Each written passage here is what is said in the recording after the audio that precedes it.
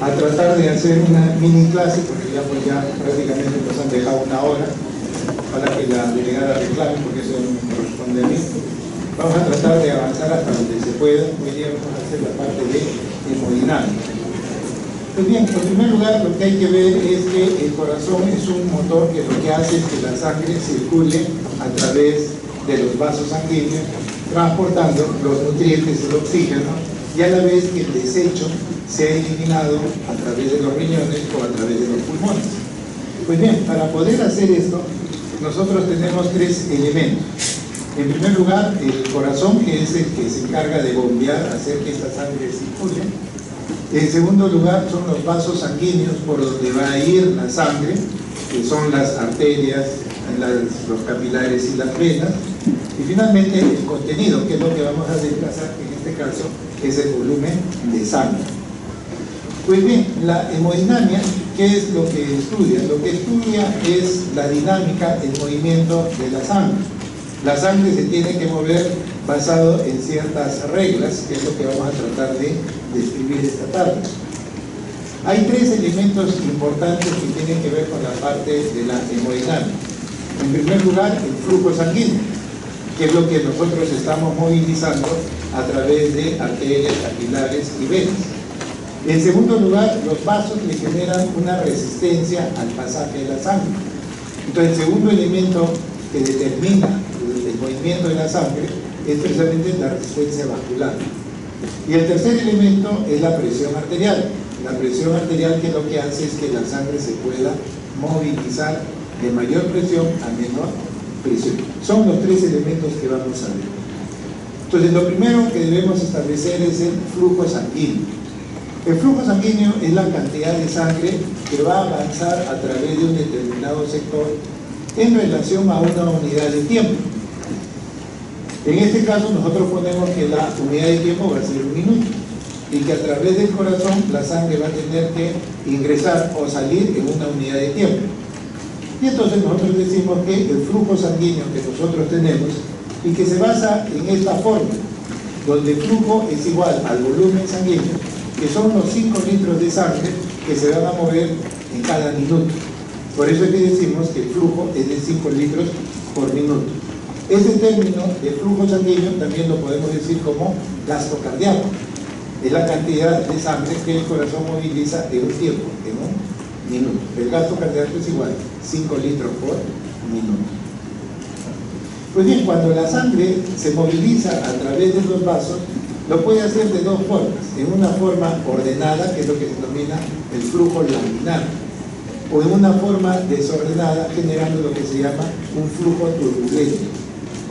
Entonces, cuando la sangre se va a mover en condiciones normales, la sangre va a avanzar como si fueran varias capas, en donde la parte central del vaso, como no genera mayor resistencia, mayor oposición a la sangre va a avanzar por el centro más rápido que, por ejemplo, la sangre que está en contacto con las paredes del vaso. La sangre que está en contacto con las paredes del vaso, las paredes le generan una resistencia que en teoría debería ser una resistencia que hace que la sangre no se mueva. En teoría, si esto se hace en un tubo experimental, en un tubo de vidrio, pues lo que está en contacto con el tubo de vidrio, eso no se mueve. Eso debería pasar igual en nuestras arterias, pero lo real es que sí hay cierta velocidad. El endotelio no es una estructura inerte. La pared arterial es una estructura viviente y por lo tanto siempre va a haber un pequeño movimiento. Lógicamente, lo que está más cerca a la pared del vaso, la resistencia es mayor. Por lo tanto, la velocidad en las zonas cercanas a las paredes del vaso van a ser menores, la velocidad disminuye, mientras que en el centro avanza más rápido. Y es lo que se puede ver en esa imagen, en donde ustedes pueden ver cómo en la parte central la velocidad es mayor y conforme nos vamos acercando hacia las paredes, la velocidad empieza a disminuir. Y entonces prácticamente la sangre se desplaza como si fueran láminas coaxiales, ¿no? Si uno lo ve de frente, esto es en una imagen en perfil, donde en el centro la prácticamente la velocidad es mayor, mientras que en las paredes la velocidad, en teoría, si esto fuera no una pared arterial, sino un vidrio, pues sería la velocidad cero, que no es lo que sucede en nuestro caso. Entonces la sangre se va a mover de esta manera, generando este tipo de imagen, de onda, de una parábola prácticamente, que es como se está movilizando la sangre, por el centro más rápido y por las paredes del vaso mucho más lento. Pero se va generando como si fueran láminas. Y entonces en forma transversal uno puede ver que en el centro la velocidad va a ser mayor, y conforme nos vamos acercando hacia las paredes del vaso, pues lógicamente la velocidad empezará a disminuir. Y en teoría lo que estaría en contacto con la pared de la arteria, supuestamente ahí la velocidad debería ser cero. ¿Estamos? Muy bien, eso es... Sí, no, gracias. Pero ¿qué sucede cuando se producen algunas alteraciones en las paredes de los vasos o en el caso del corazón? Las válvulas no se abren bien, las paredes tienen cierto grado de estrechez, hay ateromas, hay grasa en la pared. Entonces lo que va a suceder es que cuando la sangre avanza y ya no es la estructura como debería ser, sino se producen obstrucciones, pues la sangre empieza a generar turbulencia, se empieza a generar ya no un flujo laminar, sino un flujo turbulento. Entonces, hay dos situaciones. Normalmente debemos tener un flujo laminar, que es lo fisiológico, pero hay ciertas situaciones en que el flujo se puede volver turbulento. Y entonces, cuando por ejemplo nosotros tenemos que la velocidad de la sangre es muy rápida, pues se puede generar una turbulencia. A pesar de que no hay ninguna obstrucción, se puede generar una turbulencia, y eso está dado por la velocidad de la sangre. ¿Yo cómo puedo tener una sangre que se mueve mucho más rápido? Por ejemplo, una persona que tiene anemia. Cuando hay por ejemplo, una gestante que ya en el último trimestre se torna con hemoglobina más baja o entra ya en cuadros de anemia, porque tiene que entregar parte del hierro que tiene a la criatura, estas personas que desarrollan anemia, su corazón tiene que trabajar con mayor fuerza y la velocidad se desplaza. Como hay una sangre que está con menos glóbulos rojos, la velocidad de la sangre aumenta. Y no es raro que en una mujer gestante en su último trimestre, sin tener ninguna enfermedad, pero desde el punto de vista cardiovascular, pero estando con un cuadro de anemia, no es raro que se escuche un soplo, producto de un flujo turbulento. ¿Por qué se ha producido turbulencia? Porque la velocidad de la sangre es muy alta en un paciente con anemia. O en el caso de que tengamos nosotros obstrucciones en la arteria, pues se puede producir turbulencia, y eso pues va a generar de que el flujo laminar se transforme en este tipo de flujo turbulento. O cuando el vaso cambia de dirección, cuando una arteria se bifurca, se divide, ahí se va a producir también turbulencias. Entonces hay algunas situaciones por las cuales el flujo se puede volver turbulento. Entonces, ¿yo cómo puedo determinar si un flujo es laminar o es un flujo turbulento? Para eso se usa un número que es el número de Reynolds. El número de Reynolds es un número, no tiene unidades, solamente es un número que si es mayor de 2000, pues sencillamente ese flujo se vuelve turbulento, y si es menos de 2000, ese flujo no es turbulento.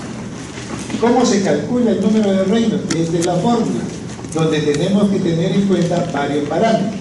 Van a tener en cuenta la densidad de la sangre, van a tener en cuenta el diámetro de la sangre, y cualquiera de ellos, cualquiera de estos elementos que constituye el número de Reynolds, si alguno de ellos se altera y genera un valor mayor de 2000, lo único que está indicando el número de Reynolds es que el flujo se va a volver turbulento.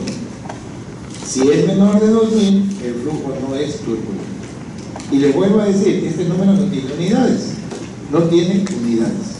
Lógicamente, si los del numerador se incrementan, ¿El número de Reynolds sube o disminuye?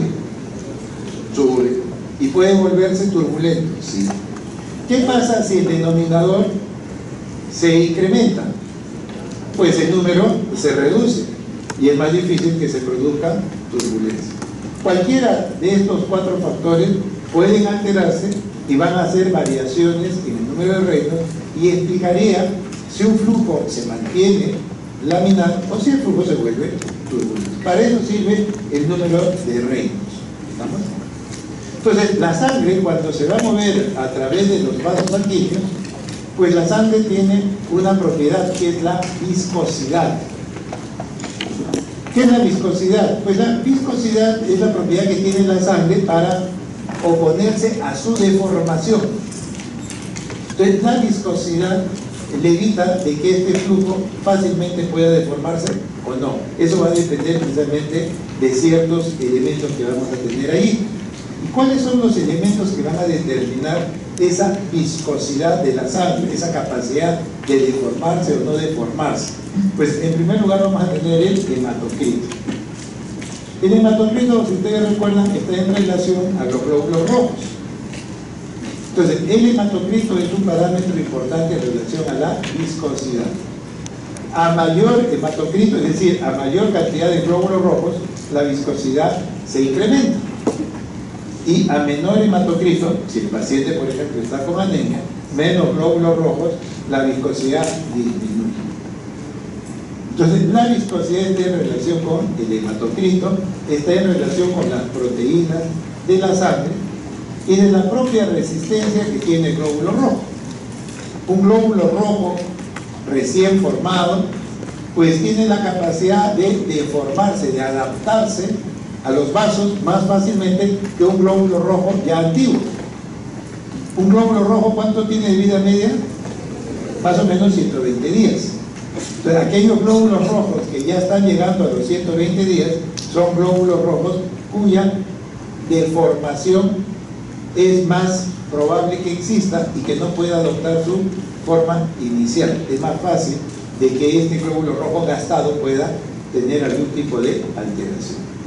Entonces, la viscosidad de la sangre está muy relacionado al hematocrito. Normalmente, ¿cuánto es el hematocrito? 45. ¿Sí? A mayor hematocrito, la viscosidad aumenta.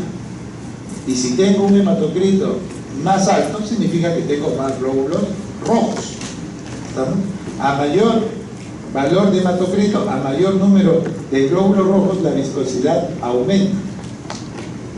Y lo que va a suceder es que el flujo, lógicamente, se va a ver alterado. ¿Por qué? Porque la velocidad del flujo va a estar en relación con la viscosidad. A mayor viscosidad, el flujo se mueve más lento. A menor viscosidad, la sangre se mueve más rápido. No es un concepto muy complicado. Muy bien, entonces, eso es en relación al flujo sanguíneo. Vayamos ahora a ver lo que es la resistencia vascular. Es la resistencia que dan los vasos. La sangre no se mueve fácilmente a través de las arterias, de las venas y los capilares, porque los vasos le generan una resistencia al pasaje de la sangre. Si la sangre tiene que pasar a través de los vasos sanguíneos, dependiendo de su resistencia, tendrá que entregar más o menos energía. ¿Estamos? La sangre, para poder avanzar a través de los vasos sanguíneos le van a quitar. ¿Y qué es lo que le quita? Pues le quita energía. Entonces, si la sangre va a querer avanzar, pues tiene que entregar parte de su energía precisamente a las paredes de los vasos sanguíneos. Entonces, lo que vamos a ver es la resistencia vascular. La resistencia vascular es una fuerza de rozamiento que se opone precisamente a que la sangre avance libremente. La sangre quiere avanzar libremente, pero los vasos lo frenan. Cuando la sangre sale del ventrículo izquierdo, ¿con qué presión sale? De 120. Y en el ventrículo derecho, con una presión de 26. Pues bien, en el caso del ventrículo izquierdo, la sangre sale con una presión de 120. Esa sangre sale a la arteria y la arteria, como un árbol, se va ramificando. La aorta empieza a dar sus ramas y ramas cada vez más pequeñas hasta que finalmente tenemos los capilares. Entonces, la arteria termina finalmente capilarizándose.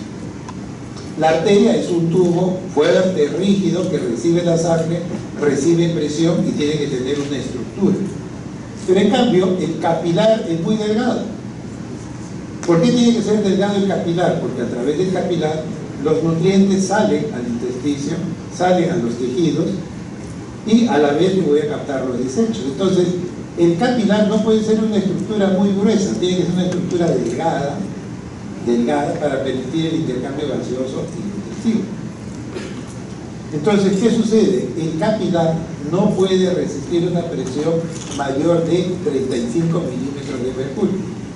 Si la presión dentro de un capilar es menor de 35 milímetros por mercurio, estamos bien. Pero si la presión es mayor de 35, el capilar se puede romper. Si es más de 35, el capilar se puede romper. Entonces, ¿qué sucede? La presión sale con una fuerza de 120. Del ventrículo sale con una fuerza de 120. Pero al capilar no puede llegar con más de 35.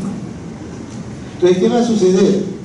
Pues desde la aorta, conforme va avanzando hasta el capilar, algo debe suceder para que esta fuerza disminuya. Porque con 120, si llega al capilar, el capilar estalla, se rompe, no aguanta tanta presión. Entonces lo que va a suceder es que algo debe suceder en las arterias que le va disminuyendo esa fuerza. Y lo que sucede es que las arterias de mediano y de pequeño calibre, las arterias más pequeñas, tienen un fuerte componente muscular.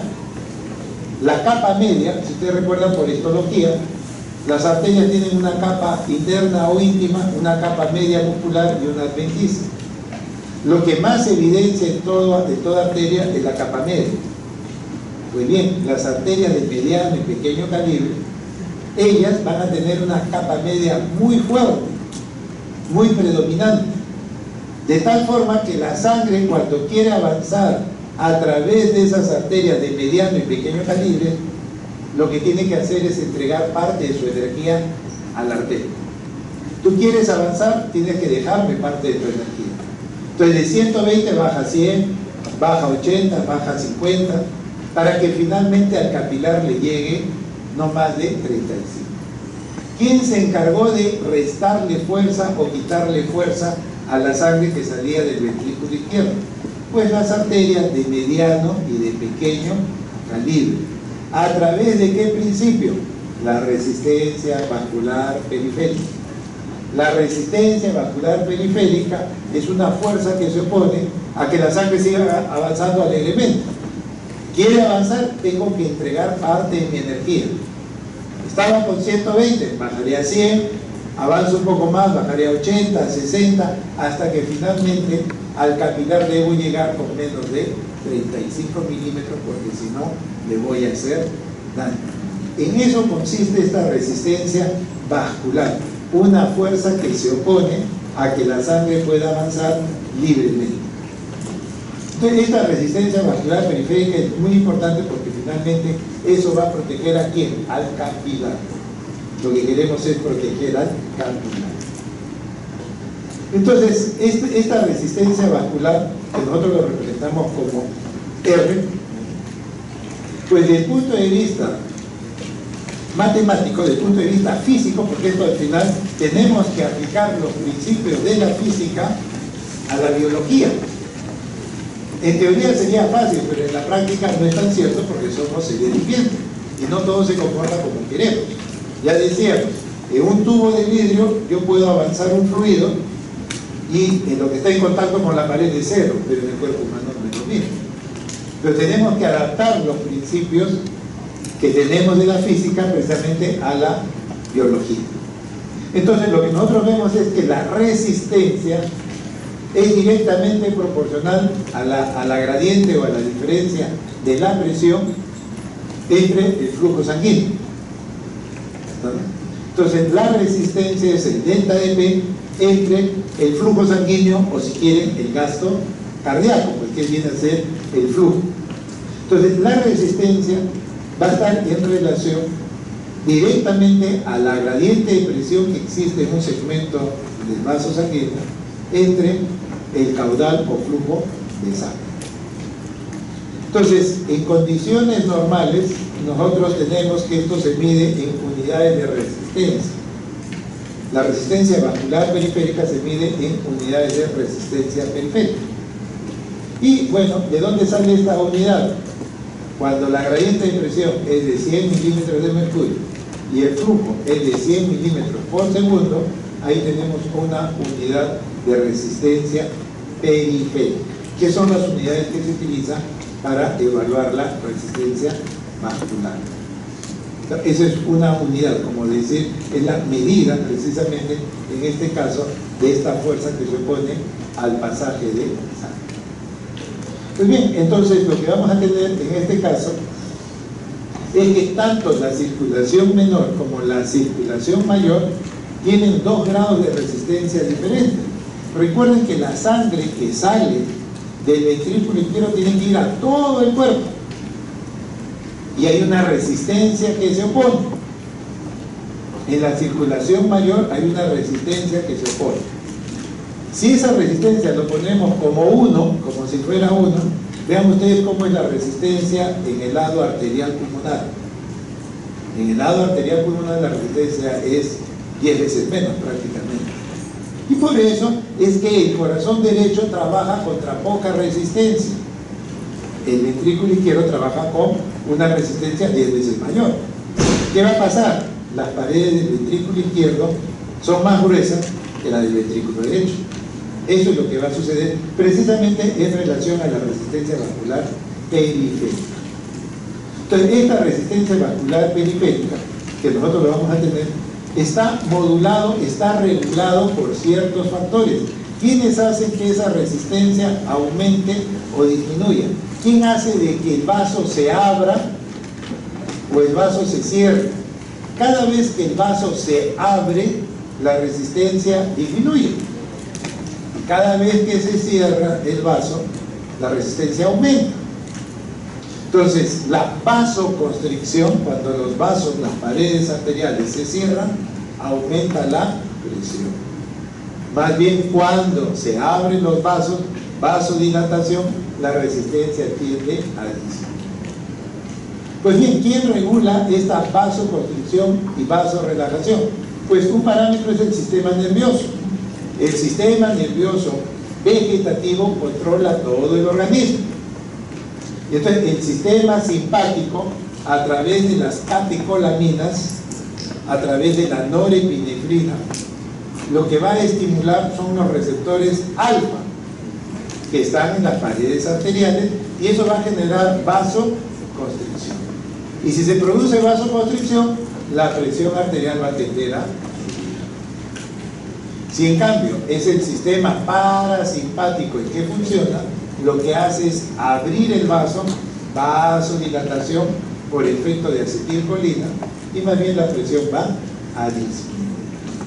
Eso es lo que va a controlar la resistencia vascular del sistema nervioso vegetativo. ¿Qué otro sistema controla la vasoconstricción o la vasodilatación? Pues el sistema renina-angiotensina. La angiotensina 2, que ya hablamos anteriormente, la angiotensina 2 es un poderoso vasoconstrictor, cierra los vasos. Y más bien el óxido nítrico, que es producido por el endotelio, es una sustancia que más bien abre los vasos. El óxido nítrico es una sustancia que genera vasodilatación. Y la bradiquinina, recuerden que hablamos del sistema de las quininas o bradiquininas. La bradiquinina, que genera vasodilatación. Y si hay vasodilatación, la resistencia periférica disminuye. Y si disminuye la resistencia vascular periférica, la presión arterial tiende a disminuir. Entonces vean ustedes que nosotros constantemente estamos variando la presión. La presión no es estática. La presión no es estática. La presión tiende a variar dependiendo de lo que hagamos. Si una persona empieza a correr, la presión va a tender a subir. Si la persona tiene estrés, la presión tiende a subir. Si la persona está descansando, la presión tiende a disminuir. Y eso está controlado por estos mecanismos. Entonces, la resistencia vascular periférica es un elemento muy importante que tiene que ver, entre otras cosas, precisamente con la presión arterial, que ya hemos hablado en las clases anteriores. Pues bien, entonces, ¿qué es lo que vamos a tener en relación también al área de superficie? Nosotros tenemos una arteria aorta, tenemos un sistema venoso y tenemos toda una red de capilares. Y los capilares, pues, es una superficie inmensa. Entonces, la resistencia es menor en los capilares. ¿Por qué? Porque los capilares, prácticamente en su estructura, no tienen capa muscular. El capilar, ¿qué cosa es? Es un endotelio y una membrana basal. Eso es un capilar. ¿Por qué tan delgada? Porque a través del capilar se produce el intercambio gaseoso y nutritivo. Y entonces la sangre va a entrar al capilar, pero el capilar no es una estructura rígida, es una estructura delgada que le va a permitir que la sangre avance. Pero como son vasos muy pequeñitos, pues prácticamente la sangre, el glóbulo rojo, va a tener que avanzar lentamente. ¿Estamos? Más o menos, ¿cuánto es el tamaño de un glóbulo rojo? ¿Cuánto es el tamaño de un glóbulo rojo promedio? 7.2 micras. Pues bien, hay capilares que miden 5 micras. Entonces, ¿cómo hace el glóbulo rojo? El glóbulo rojo mide 7.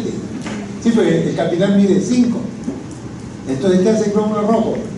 Si es un glóbulo rojo joven, se acomoda y su membrana, que tiene elasticidad, se acomoda para pasar a través de un capilar que mide 5, por ejemplo. Eso siempre y cuando el glóbulo rojo sea joven. Entonces, mucho va a depender precisamente de la deformación que puede adoptar el capilar. Entonces, el glóbulo rojo a través de un capilar. El glóbulo rojo tiene que acomodarse para poder pasar a través del capilar. Si los capilares son más grandes, más fácil pasa. Pero si son muy pequeños, el glóbulo rojo tiene que adaptarse al tamaño del capilar. Y bueno, dependiendo del tipo de vaso, la resistencia pues no va a ser constante, no va a ser permanente. Incluso hay situaciones, por ejemplo, como el hacer ejercicio. Cuando la persona hace ejercicio, producto de que yo necesito sangre en los músculos que estoy haciendo ejercicio, los vasos se tienen que dilatar. Por eso que la persona a veces le ve colorada. ¿Por qué? Porque está haciendo ejercicio y está generando mediadores químicos que hacen que determinado paquete muscular o en determinado sector donde yo estoy haciendo el esfuerzo, allí se produzcan mediadores que favorecen la vasodilatación. Y entonces en ese sector los vasos se abren, se produce una vasodilatación. Pero no necesariamente todo el cuerpo está en vasodilatación. Entonces, dependiendo de la actividad, de las situaciones, los vasos se pueden abrir o se pueden cerrar.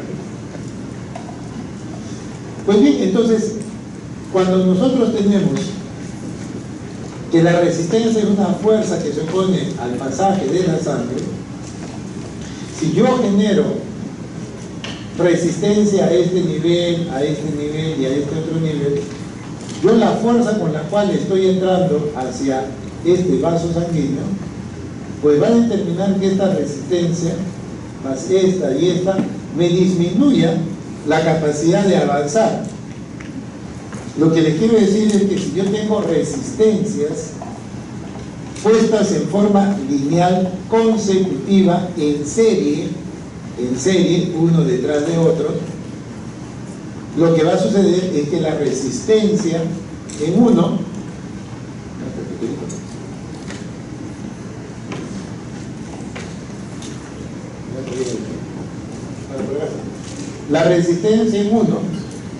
le va a frenar al flujo de sangre. Pero conforme sigue avanzando, esta otra resistencia también le va a frenar. Y si sigo avanzando, también me va a frenar. Entonces vean ustedes, cuando yo tengo los vasos sanguíneos donde la resistencia está alineada en forma de serie, la resistencia total va a ser la suma de cada una de esas resistencias. Eso es fácil, ¿no? O sea, si yo sencillamente le digo que la resistencia 1 es de 5, la resistencia 2 también es de 5 y la resistencia 3 es de 5, finalmente la resistencia total va a ser 15, eso está fácil. Entonces lo que les quiero mencionar es que si yo tengo las resistencias puestas en forma lineal, en serie, uno detrás de otro, la resistencia total es la suma de cada una de ellas. Eso aparentemente es sencillo. Si yo le pongo una resistencia más, la resistencia total va a subir y la sangre va a avanzar con mayor dificultad. Entonces, si yo aumento las resistencias cuando estas están en serie, voy a aumentar mi resistencia total y eso dificulta que la sangre avance. Pero ¿qué pasa si yo en cambio voy a utilizar la resistencia en forma paralela? Ahora yo no los estoy acomodando uno tras de otro. Resulta que acá pongo una primera resistencia, acá pongo una segunda y acá pongo una tercera. Entonces, en ese caso, la resistencia total no es la suma de cada una de ellas, pues, porque están dispuestos en forma paralela. Entonces, ahí se cumple lo siguiente. La inversa de la resistencia total, la inversa de la resistencia total, es igual a la inversa de la resistencia en 1, más la inversa de la resistencia en 2, más la inversa de la resistencia en 3. Eso tiene importancia, sí, porque van a ver después dónde está el detalle. Pero pónganse que yo digo que la resistencia, pues, en 1, en 2 y en 3 son iguales, ¿no? Que las, igual que en el caso anterior, acá hay 5, acá hay 5, acá hay 5, que las 3 resistencias son iguales. Entonces yo lo que voy a tener es lo siguiente, que la inversa, 1 entre la resistencia total va a ser igual a ¿qué cosa? 1, 2, 3, 3, y el denominador viene a ser R1, o sea, la resistencia inicial. Y de ahí yo lo que puedo despejar es, miren lo siguiente, la resistencia total va a ser igual a ¿qué cosa? A la resistencia en 1, o en 2, o en 3, entre 3. Quizás eso no lo entiendan mucho, pero van a ver después por qué tiene importancia. En el caso de que yo tengo la disposición de la resistencia en serie, cada vez que le agrego una resistencia, la resistencia total sube. Pero si las resistencias están puestas en paralelo, cuando yo agregue una resistencia más, la resistencia total disminuye. Eso tiene su importancia, van a ver después. Pero se basa en este concepto, nada más. ¿A qué es igual la resistencia total? Que es igual a cualquiera de ellas dividido entre 3. Siempre y cuando las 3 sean iguales, ¿no? Vayamos un poquito más. Yo pongo, por ejemplo, que la resistencia solamente yo tengo ahí 2 tubos. Y que la resistencia en 1 es 2 y la resistencia en 2, ¿cuánto debería ser? También 2, pues, ¿no? Entonces yo digo, 1 sobre la resistencia total será igual a 1 medio más 1 medio, eso será igual a 1. ¿Cuánto es la resistencia total? 1. Resistencia total es 1. Hasta ahí está fácil. Bueno, ¿qué hago ahora? Yo le voy a agregar una resistencia más. Yo le voy a agregar una resistencia más. Y ahora va a resultar que yo voy a tener que 1 sobre la resistencia total es igual a 1 entre R1, 1 entre R2 y 1 entre R3. ¿Qué hacemos ahora cuando lo sumamos? Ya sé que es 2, 2 y 2. La suma, en este caso, sería 3 y abajo 2, ¿está bien? Pero recuerden que estoy en la inversa. Entonces vean ustedes que la resistencia total es igual a ¿cuánto? A 2 tercios. A 2 tercios. y eso sería igual a, bueno, 0.6. Entonces vean ustedes, la resistencia, si yo agrego una, antes cuando eran 2, la resistencia total, ¿cuánto era? 1. Agregué una resistencia en paralelo, ¿y qué generaba? Que la resistencia disminuye. ¿Lo entienden o no? Si no, vayan a matemáticas, ¿no? Yo no estoy entendiendo otra cosa. El concepto final de qué cosa. Cuando ustedes agregan una resistencia lineal o en serie, la resistencia total sube. Y cuando yo tengo en paralelo, cuando yo agregue una resistencia más, lo que voy a conseguir más bien es que la resistencia disminuya. ¿Eso está claro? Ya, eso es lo más importante. ¿Por qué es importante? Por una situación sencilla. Nuestro sistema de vasos, acá yo tengo en rojo las arterias, se dividen en arteriolas, terminan en capilares, avanzan a vénulas. Esto es un sistema en serie. En serie. Esto es un sistema en serie. ¿Estamos? En el caso de los órganos están puestos en forma paralela. Los órganos no están puestos en serie. Primero empieza el hígado, después sigue el riñón. No. Estos están puestos en paralelo. La resistencia en los órganos están puestos en paralelo. ¿Estamos? Si yo a una persona, a una mujer, sale gestando, ¿qué órgano le aparece nuevo a la mujer? ¿Qué aparece de nuevo? La placenta. Y si yo le agrego la placenta, que es un órgano más, ¿lo estoy agregando en qué sistema? ¿Lineal? No, en paralelo. Y si le agrego un órgano más en paralelo, ¿qué pasa con la resistencia vascular? Disminuye.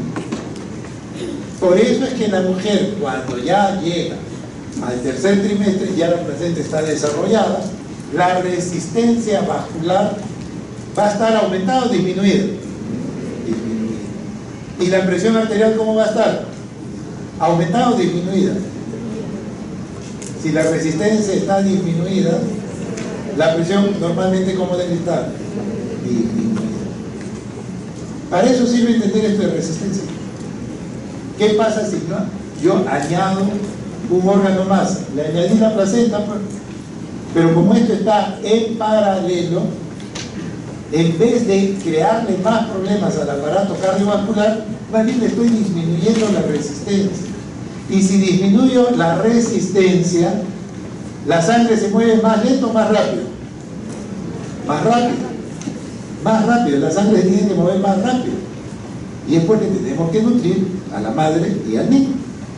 ¿De qué depende eso? De la placenta. Pero cómo la placenta actúa y genera que la presión baje, que la resistencia vascular baje, que la velocidad de la sangre aumente. Pues se basa en este principio de la resistencia. Si yo agrego un órgano en paralelo, la resistencia vascular periférica disminuye. ¿Estamos? ¿Lo han entendido o no? Bueno, si no lo entienden, lo memorizan. ¿Ya? La resistencia vascular cuando le agregan la placenta cae. Ese es el concepto importante. ¿Qué pasa cuando cortan el cordón umbilical? En el momento en que cortan el cordón umbilical, la placenta sale de la circulación. ¿Qué pasa con la resistencia vascular? Aumenta y la presión tiende a elevarse ligeramente en el momento del parto.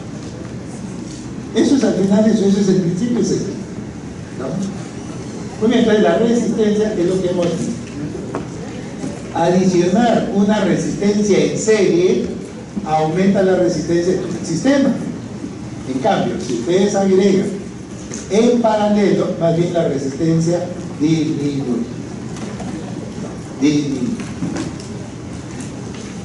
Pues bien, ya hemos visto lo que es el flujo sanguíneo, estamos viendo lo que es resistencia vascular y ahora nos falta el tercer elemento que viene a ser la sangre.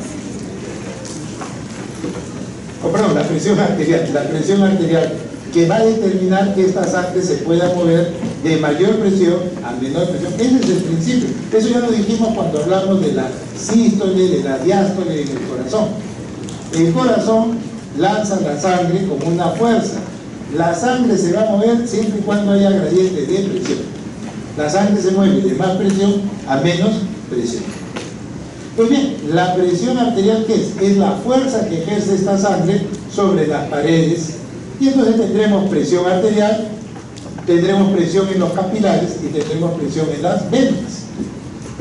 Lo que nosotros registramos y medimos fundamentalmente es la presión arterial. Pero también podríamos tratar de evaluar la presión venosa o la presión capilar, cosa que no se hace porque no es práctico. Pero sí evaluamos la presión arterial. Entonces la presión arterial es la fuerza que ejerce la sangre sobre el área. La presión es fuerza sobre la superficie, sobre el área de las arterias. Pues bien, entonces la presión arterial cuando sale del ventrículo izquierdo lo hace con una presión de 120 milímetros de mercurio. Y conforme vamos avanzando, esa fuerza empieza a disminuir porque las arterias de mediano y pequeño calibre le quitan potencia, le quitan fuerza para que la presión cuando llegue al capilar sea menor de ¿cuánto? De 35 y no vaya a dañar el capilar. Entonces esta caída de la presión arterial es producto de los vasos de mediano y pequeño calibre, de las arteriolas de mediano y pequeño calibre. Pues bien, la sangre sale con fuerza y esa sangre sale llevando presión. Y entonces por eso es que hay una presión máxima que sucede en la sístole durante la inyección, que es de 120 milímetros de mercurio. Y cuando ya el corazón se relaja, vamos a tener la presión mínima o diastólica. Entonces tenemos siempre dos valores, la máxima o sistólica y la mínima o diastólica. Una presión máxima debe ser promedio de 120 y una mínima más o menos 70 a 80 milímetros de mercurio. Lo que sí es que la presión no debe pasar de ¿cuánto? De 140 con 90. Si la presión es igual o mayor de 140 con 90, ese paciente es un paciente ya hipertenso, siempre y cuando le hayan tomado la presión en condiciones adecuadas. ¿Estamos? Cualquier persona puede registrar la presión, el de la farmacia, el vecino, lo que quiera. El único que puede diagnosticar hipertensión arterial es el médico. Cualquiera puede tomar la presión, pero es el médico el que integra ese valor de acuerdo a ciertas condiciones. Dice, sí, usted es hipertenso, de repente dice, no, usted no es hipertenso. Entonces es importante tomar la presión. ¿En qué brazo se debe tomar la presión? ¿En el derecho o en el izquierdo? Lo que ya han hecho en la práctica. En el izquierdo. ¿Por qué? Porque está más cerca del corazón. ¿Ah? La primera vez que uno toma la presión arterial, se toma en el derecho y en el izquierdo. Y se toma como referencia en donde la presión es mayor. Eso de decir derecho izquierdo porque se me antoja, eso no es así. Cuando uno toma la presión arterial por primera vez a una persona que nunca se le ha registrado la presión, uno le debe tomar en el brazo derecho y en el brazo izquierdo. El brazo derecho tiene 116,70. En el brazo izquierdo tiene 114,70. Ah, yo tengo que tomarle en el derecho. ¿Por qué? Porque es el que tiene el mayor valor. Y siempre le seguiré tomando en ese brazo. ¿Estamos? No es que yo le tomo en el derecho porque es tal o cual cosa. Ah, hay normas que hacen de que se registre de forma adecuada la presión. Generalmente la presión arterial todos lo toman porque lo han visto. Lo han visto en la televisión o alguien lo hizo y ya ustedes creen que saben tomar presión. Por eso es importante que hagan la práctica. Tienen que hacer bien la práctica y tomar la presión arterial. Con eso ustedes pueden cambiar la vida de una persona.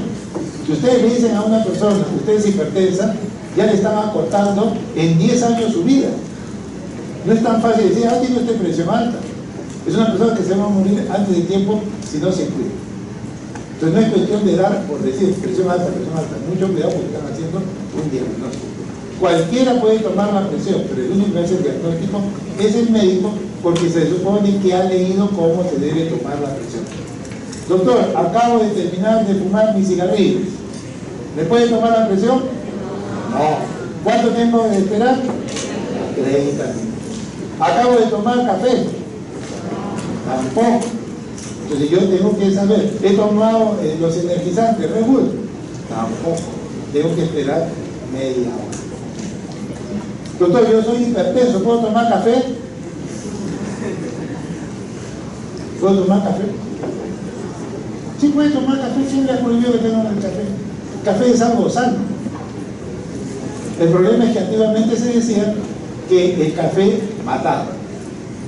Y era verdad, el café mataba, ¿por qué? Porque la persona cuando tomaba café fumaba y leía el periódico. El problema estaba en el tabaco. Cuando quitaron el tabaco, el café resulta que es 1000 veces protector del aparato cardiovascular. Entonces, el café, por si acaso, un hipertenso lo puede tomar, sí. Oiga, me sube la presión, ¿cuánto? 2 puntos. Estoy en 120, me va a subir a 122, me va a dar un derrame cerebral. Vamos por si acaso. Lean, hay un editorial en la revista Horizonte Médico sobre las propiedades del café. El café no hace daño desde el punto de vista cardiovascular. Para uno le puede dar gastritis, y eso ya es gasto, no me meto aquí. ¿Vamos? Pero en el corazón es beneficioso. Entonces vean ustedes después que la sangre va a poder avanzar gracias a esta gradiente de presión. La gradiente de presión es lo que va a determinar finalmente que la sangre se mueva. Pero acá nosotros tenemos que tener en cuenta que hay una gradiente de presión y que hay una resistencia. Entonces el flujo sanguíneo va a depender de qué cosa? Bueno, de la gradiente de presión. La gradiente de presión es lo que determina que la sangre se mueva. Si yo tengo acá una presión de 100 y acá 75, la gradiente es 25 milímetros. Eso hace que el flujo se mueva, ¿verdad? Pero si estoy acá y la presión es 40 y en este otro extremo es 15, igual la sangre se va a mover, pues. ¿Por qué? Porque la gradiente de presión sigue siendo, en este caso, de 25. La sangre se mueve por diferencia de presiones. Ese es un parámetro. La gradiente de presión hace de que la sangre se pueda mover. Entonces, basado en la ley de Ohm, la ley de Ohm se usa en electricidad, pero también lo adaptan a la parte cardiovascular y ellos dicen lo siguiente. La presión, eso ya lo hemos explicado. La presión es el gasto cardíaco por resistencia vascular periférica. Entonces, yo puedo establecer, de acuerdo a otra ley, la ley de Darcy, que dice el flujo, o sea, el gasto cardíaco, es directamente proporcional a la gradiente de presión entre la resistencia. Es lo mismo, si ustedes ven, si ustedes aprecian el cuadro anterior, ya no quiero revisar. Ahí que decimos, presión es gasto cardíaco por resistencia vascular periférica. Yo lo que voy a hacer es despejar gasto cardíaco. Gasto cardíaco es igual al delta de P, o sea, la presión entre la resistencia vascular periférica. Eso es lo que dice, eso es lo que dice la ley de Darcy. La ley de Darcy dice, yo he despejado gasto cardíaco es igual al delta de P, gradiente de presión, entre la resistencia. ¿Está bien? Pues bien, entonces, si nosotros tenemos un vaso sanguíneo, una arteria a este nivel, me interesa que este flujo va a estar en relación a la gradiente de presión, que es lo que permite que la sangre se mueva, entre la resistencia vascular periférica, que es la fuerza que se opone a que el líquido se movilice. Entonces ven ustedes que la resistencia, matemáticamente, de acuerdo a Poiseuille, la resistencia es igual a 8 veces mu por la longitud del vaso entre la viscosidad y el radio a la cuarta. Nosotros decíamos que de acuerdo a Darcy, yo tengo esta fórmula. Gasto cardíaco es delta de P entre la resistencia. Entre la resistencia. ¿Está bien? Eso es Darcy. Gradiente de presión entre resistencia. Pero la resistencia es igual a 8 veces mu por L entre pi r a la cuarta. Bueno, lo único que voy a hacer es reemplazar el denominador. Yo voy a reemplazar esta fórmula acá. Entonces voy a tener que 8 mu por L va a estar en el denominador. Y el delta de P se va a acompañar con pi r a la cuarta. Entonces el flujo va a depender de pi por delta de P por radio a la cuarta entre 8 veces mu por la longitud del vaso. Y eso es lo de Poiseuille. Bueno, ahí son fórmulas en realidad, pero ¿qué es lo que va a interesar de toda esa fórmula de Poiseuille? El flujo sanguíneo depende del delta de P, depende del radio a la cuarta, depende de la longitud del vaso, ¿no? Cualquiera de estas variables, delta de P, radio, mu, longitud, cualquiera de esas cuatro pueden variar. ¿Estamos? Y eso va a determinar que el flujo cambie. ¿Estamos? Pero ¿cuál de estos cuatro, al variar, cambia marcadamente el gasto cardíaco o el flujo de sangre? ¿Cuál de todos esos cuatro, cuando cambia, marcadamente cambia el flujo? El radio. ¿Por qué? Porque el radio está a la cuarta potencia. Es sencillo. Prácticamente el flujo de sangre, ¿de qué depende? Del radio del vaso. ¿Depende del delta de P? ¿Depende de la longitud? Sí, depende. Cualquiera de ellos puede variarlo un poco el flujo. Pero el que más va a hacer variar el flujo es el radio. ¿Por qué? Fácil, pues porque va R a la cuarta. ¿Qué les quiero decir? Que pequeñas variaciones en el radio del vaso hacen de que el flujo sanguíneo cambie. Pequeñas variaciones, si el vaso se abre o el vaso se cierra, pequeñas variaciones del radio del vaso, como está a la cuarta, el flujo sanguíneo va a cambiar en forma marcada. Los otros pueden cambiar, sí, pero no cambian tanto como el del radio. ¿Por qué? Porque está a la cuarta. Entonces prácticamente uno podría simplificar diciendo el flujo depende de quién, del radio del vaso. Si el vaso se abre, ¿qué pasa con el flujo? El flujo aumenta marcadamente. Si el vaso se cierra, el flujo disminuye marcadamente. ¿Por qué? Porque esa es la potencia sobre 4. Entonces vean ustedes que es muy importante el radio del vaso. El radio del vaso. Si el vaso se abre un poco o se cierra, el flujo va a cambiar bastante. Pero vean ustedes que la resistencia también, yo puedo decir que la resistencia vendría, tengo acá la fórmula de la resistencia. La resistencia depende de todos estos factores. Pero ¿cuál de ellos es el más importante? Realmente el radio. ¿Por qué? Porque está a la cuarta potencia. Entonces ven ustedes, la resistencia es igual a 1 sobre el radio a la cuarta. 1 al radio sobre a la cuarta. Eso es lo que hace que cambie bastante. ¿Qué pasa si un vaso ligeramente se cierra? ¿Qué pasa con la resistencia vascular? Si el vaso ligeramente se cierra, por decir a la mitad, la resistencia va a ser igual a 1 entre la mitad a la cuarta. De tal forma, será 1 sobre 16. Este denominador pasa al numerador. Entonces vean ustedes que cuando el vaso se cierra a la mitad, la resistencia se eleva 16 veces. ¿Lo entienden o es demasiado ustedes esta fórmula? No sé, pues. Si el vaso se cierra a la mitad, la resistencia sube 16 veces. ¿Y qué pasa con la presión? ¿Qué pasa con la presión?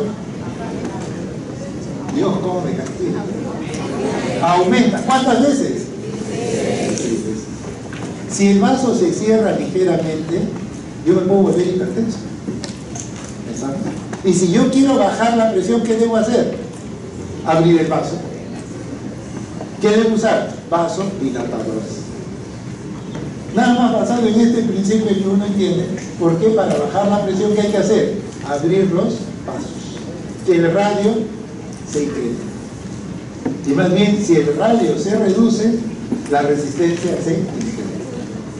Acá está la importancia de por qué tocamos este punto en relación a la presión. Muy importante que el vaso se abra. Conforme avanzamos con la edad, nuestros vasos se cierran, se endurecen, y por eso es que nos volvemos hipertensos. Muy importante el radio del vaso en relación a la resistencia y en relación a la presión. Entonces, si bien esto es un juego a veces de palabras porque pasa al numerador y denominador, el concepto es: el vaso se cierra, la resistencia sube y la presión sube. El vaso se abre, todo se va a cerrar. Es bastante sencillo. Si el radio aumenta, ya dijimos que la resistencia cae. Y si la resistencia cae, la sangre se va a mover más rápido, el flujo va a aumentar. Y si en cambio el radio más bien se disminuye, se cierra, lógico, el flujo sanguíneo va a disminuir. Es sencillo. El vaso se abre, el vaso se cierra. Muy bien. Ahora, la sangre se tiene que conducir, y a eso se llama la conductancia. La conductancia, la sangre se va a mover cuanto menos resistencia hay. Cuanto más resistencia hay, va a conducirse menos. Entonces, la conductancia, ¿qué cosa va a hacer? La inversa de la resistencia. La conductancia es la inversa de la resistencia.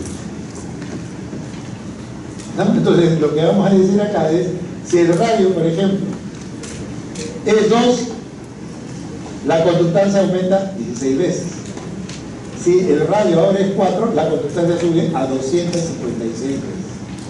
Nada más lo que tienen que ver es que la conductancia, ¿qué cosa es? La inversa de la resistencia. El vaso se conducirá más sangre o menos sangre dependiendo de la resistencia. Cuanto menos resistencia haya, más sangre va a pasar, se va a conducir más, y a la inversa.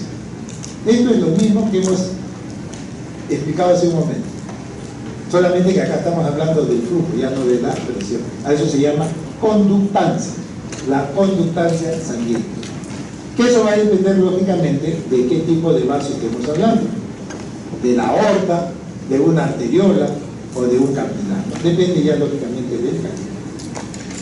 Y entonces este vaso va a conducir un volumen de sangre en relación a cierta distensibilidad que debe darle los vasos sanguíneos.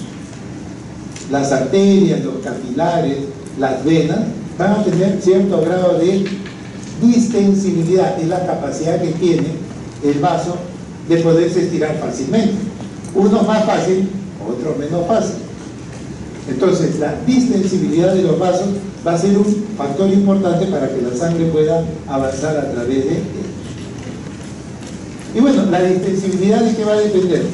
Va a depender de cuánta sangre quiero mover de forma directa entre la presión por el volumen inicial. Esa es la distensibilidad, que son las paredes del vaso. Recuerden que las venas son muy distensibles. ¿Por qué? Porque tienen un fuerte componente elástico. El elástico se distiende y las venas pueden tener un alto volumen de sangre, en comparación con la arteria, que no puede distenderse demasiado. Las arterias no son elásticas y las venas sí. Entonces, la distensibilidad de las venas, por ejemplo, es marcada. La distensibilidad de las arterias es poca. Y eso está dado precisamente por estos parámetros. El aumento de volumen es directamente proporcional, inversamente proporcional a la presión y al volumen inicial. Entonces, la distensibilidad, pues, en las arterias y en las venas va a ser diferente. ¿Por qué? Porque las venas son muy distensibles. ¿Y por qué son muy distensibles? Porque tienen un fuerte componente elástico. Las arterias son musculares, no tienen esa elasticidad de las venas. Por lo tanto, las venas pueden tener una gran distensibilidad, 8 veces más distensible que una arteria. Y eso está dado por su estructura. Por lo tanto, las venas son reservorios de sangre. Cuando uno ve un corte histológico, esto es una arteria. Todo esto es la capa media muscular. Esto no es distensible. Pero miren, una vena es fuertemente distensible. se acomoda el volumen de sangre en la vena, más no en la arteria. ¿Quién determina eso? La estructura. La estructura, la distensibilidad va a determinar precisamente el tipo de estructura que hay. Y bueno, uno ya de los últimos conceptos es lo que viene a ser la capacitancia vascular. La capacitancia es la cantidad de sangre que puede almacenarse en un determinado sector. Ya les estoy hablando de que las venas no van a tener un gran volumen. Las arterias y venas son vasos que, de acuerdo a su estructura, a lo que veníamos hablando anteriormente, una vena es muy distensible, puede soportar gran volumen, la arteria no, por su estructura. Entonces, la capacitancia, ¿quién va a tener mayor capacitancia? Bueno, van a ser las venas tienen mayor capacitancia que las arterias, y eso está dado, entre otras cosas, a su estructura, al compliance. La compliance o complacencia que, por ejemplo, la vena tiene para recibir grandes volúmenes de sangre, y eso está determinado, pues, por su elasticidad, por su distensibilidad. Entonces, una vena es 24 veces mayor que una arteria. Entonces, el volumen que va a tener, la capacitancia que va a tener una vena es mayor. Las venas son un gran reservorio de sangre, las arterias no. Las arterias manejan presión arterial, pero no manejan volúmenes. Las venas manejan volúmenes, pero no manejan mucha presión. Mucha presión, la vena se daña. Son opuestos. La arteria maneja presión, pero no maneja volúmenes. Las venas manejan volúmenes, pero no saben manejar presión. Pues bien, entonces, eso es en relación a lo que viene a ser la distensibilidad y la capacitancia. Por otro lado, la velocidad de la sangre no es lo mismo flujo sanguíneo, que hemos visto 5 litros por minuto, en relación a la velocidad. La velocidad está en relación al flujo entre el área de superficie. No es lo mismo flujo sanguíneo que velocidad de la sangre. La velocidad es flujo entre el área de superficie. ¿Quién tiene mayor área de superficie? La arteria aorta. Sí tiene un área importante, pero los capilares son millones de capilares. Los capilares tienen mayor área de superficie cuando lo contamos. La arteria aorta es una sola. Oigan, pero el capilar es bien pequeñito. En cambio, la aorta tiene un área de 2.5 centímetros cuadrados. Sí, pero es una sola arteria. En cambio, los capilares hay que sumar toda esa superficie, y esa superficie da 2.500 centímetros cuadrados de superficie capilar.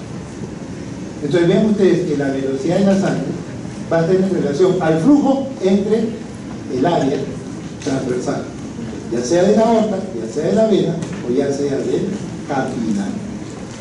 Por lo tanto, si uno parte de este concepto, la velocidad va a depender de qué cosa, del flujo entre el área, ¿no? El área. La aorta tiene un área, pero los capilares tienen un área mayor. Entonces, la velocidad de la sangre, si nosotros lo vemos acá, nosotros tenemos que ver en relación al área. Pero la aorta es uno, los capilares son un montón. Y por eso es que la velocidad va a cambiar. La velocidad va a cambiar en relación a si estamos ante una arteria llamada aorta, que tiene un área transversal de 2.5 versus dividir entre 2.500. ¿Qué va a suceder? Que la velocidad en el capilar va a ser mayor que el de la arteria o menor. Va a ser menor. Y es lo que sucede. En el capilar la sangre avanza lentamente. Entonces, si ustedes ven, por ejemplo, la velocidad de la sangre va a depender del flujo sanguíneo entre el área. Por decir, si estamos en el área de una arteria aorta, Entonces ahí tenemos la velocidad, que va a ser este flujo de 5, entre 5 centímetros cuadrados, que es el área de esta arteria, nos da una velocidad de 1 centímetro por segundo. Pero ¿qué pasa si yo el área, por ejemplo, lo hago más pequeño? Pues si lo hago el área más pequeña, la velocidad sube. Entonces me diría, pero en un capilar entonces la velocidad va a subir. No, porque tenemos que dividir en toda la superficie capilar. Y por eso es que la velocidad en los capilares es mucho más lenta que de la arteria aorta. En eso está el concepto. Entonces la velocidad va a cambiar porque la superficie de la aorta es 2.5, la superficie de los capilares 2500 y la superficie de la vena 250. ¿Dónde va a ser la velocidad mucho más lenta? En el capilar. Después, ¿más lenta en quién? La vena. Y después ya está la arteria. La arteria es más rápida, más lenta la vena y mucho más lento en el capilar, y eso está dado por el área de superficie, porque la fórmula es esta: flujo entre área.